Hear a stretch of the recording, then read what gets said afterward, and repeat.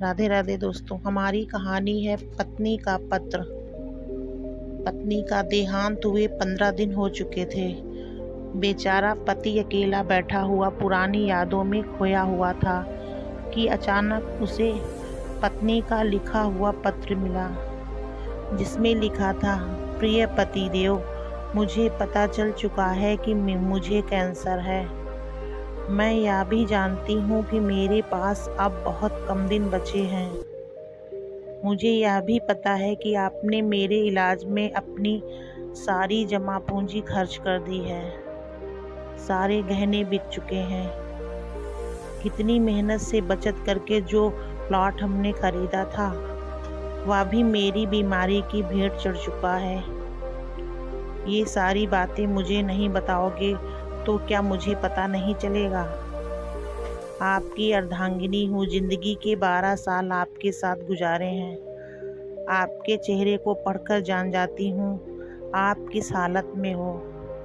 मगर मेरी मजबूरी तो देखिए, मैं आपके आंसू भी नहीं पोंछ सकती। आप अकेले में जब रोते हो तब मैं छुप कर देखती हूँ, फिर खुद भी रोती हूँ। कमबख्त जिंदगी हमें किस मोड़ पर ले आई है। एक दूसरे का दर्द भी नहीं बांट सकते, आंसू भी नहीं पोंछ सकते। आप समझते हैं कि आपको रोते देखकर मैं कमज़ोर पड़ जाऊंगी। इधर मैं नहीं चाहती आप कमज़ोर पड़ें। कितनी बेगानी हो गई हूँ। मैं आपकी उदासी का कारण भी नहीं पूछ सकती। आजकल सब जान पहचान वाले मिलने आ रहे हैं। शायद अब मैं 1-2 दिन की मेहमान हूँ। शायद मेरी यात्रा पूरी हो चुकी है। ये कैसा बुलावा है जिसका मुझे पहले से पता है। मुझे मरने से डर नहीं लगता। डर लगता है आप कैसे सह पाओगे मेरी जुदाई। शाम को घर आते ही मुझे तलाश करते हो, मगर अब मैं घर में नहीं मिलूँगी। कलेजा मजबूत कर लेना। जानती हूँ बहुत मुश्किल होगा आपके लिए मुझे भुलाना। 2 दिन मायके चली जाती हूँ तो पीछे पीछे चले आते हो। अब तो हमेशा के लिए बुलावा आ गया है। हाथ और साथ दोनों छोड़कर जा रही हूँ, मगर आप हिम्मत मत हारना। बच्चे अभी बहुत छोटे हैं। उनसे कहना मम्मी भगवान के पास गई हैं, जल्दी लौट कर आएंगी। मेरे चले जाने के बाद बिल्कुल भी मत रोना। कलेजे को पत्थर कर लेना। आप मुझसे कहा करते थे कि मैं बहुत डरपोक हूँ, बात बात पर रो पड़ती हूँ। अब देखो ना, आपकी पत्नी कितनी मजबूत हो गई है। दुनिया से विदा होने वाली है। रात दिन दर्द को लेकर जी रही है, मगर एक बार भी नहीं रोई। सफ़र बहुत छोटा रहा, मगर क्या करूं, अब साथ नहीं दे पाऊंगी। मुझे इतना प्यार देने के लिए शुक्रिया। मेरे सारे नखरे उठाने के लिए शुक्रिया। मैं जानती हूँ आपको मेरी लत लग गई है।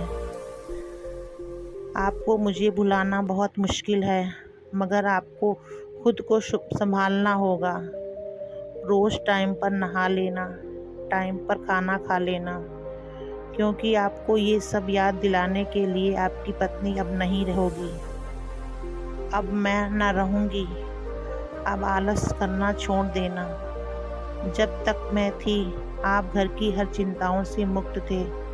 दोनों बच्चों की तरह आपका भी ख्याल रखना पड़ता था, मगर अब आप बच्चा बनना छोड़ देना।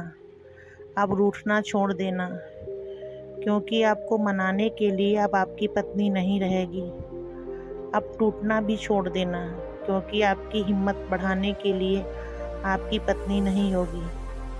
ए ज़िंदगी, तेरे सफ़र में इतने गम क्यों हैं? जो जीना ही नहीं चाहते उनकी तो बहुत लंबी है, मगर जो जीना चाहते हैं उनकी सांसें इतनी कम क्यों हैं?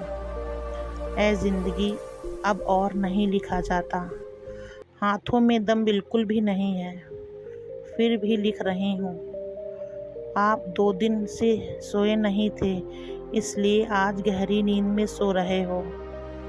मुझे लिखने का वक्त मिल गया, मगर अब मैं लिखना बंद करके आपको थोड़ा सा निहारना चाहती हूँ। पता नहीं सुबह उठूँ या ना उठूँ।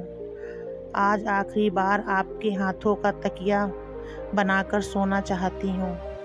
आपके सीने से कान लगाकर आपकी धड़कनों में खोना चाहती हूँ। अगर आपको हमारी वीडियो अच्छी लगी, वीडियो को लाइक करें, शेयर करें। चैनल पे नए हो तो प्लीज़ चैनल को सब्सक्राइब करें।